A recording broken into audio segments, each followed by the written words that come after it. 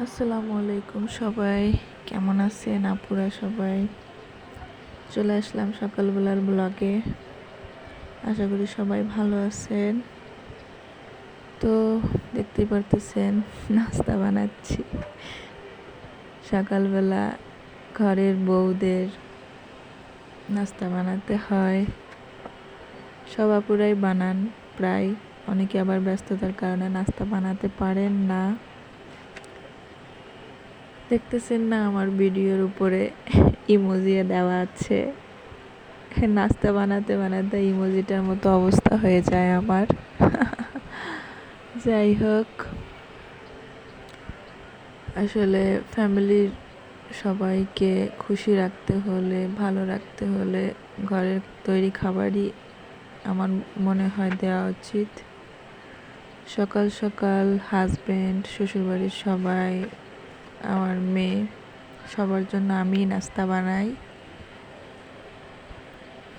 প্রায় ফ্যামিলির আপুরাই সকালবেলা নাস্তা বানায়। যাই হোক, এখন বাজে ভোর বলতে গেলে 7:30টার মতো বাজে বোধ হয়। আমার হাজব্যান্ড 9টার ভিতরে খেয়ে বের হবে। দেখেন নাস্তা দেয়া হয়ে গেছে আমার, সে খেয়ে বের হয়ে যাবে। সে খেয়ে চলে গেছে, এখন আমি খেয়ে নেব নাস্তা। সে আসলে নাস্তা যখন খাই, আমরা দুজন একসঙ্গেই খাই, সে নিজে না খেয়ে আমার জন্য বেশ খানিকটা নাস্তা রেখে চলে যায়। হ্যাঁ, ভালোবাসা।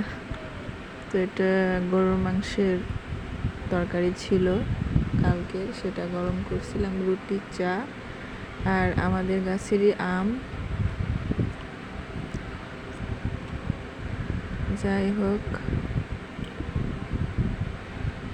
সকালের নাস্তাটা ভালো হলে সারাদিনের মনটাও ভালো থাকে। আমার হাজব্যান্ড খেয়ে গেছে আর আমার জন্য রেখে দিয়েছে। সব আপুরা নাস্তা করছেন।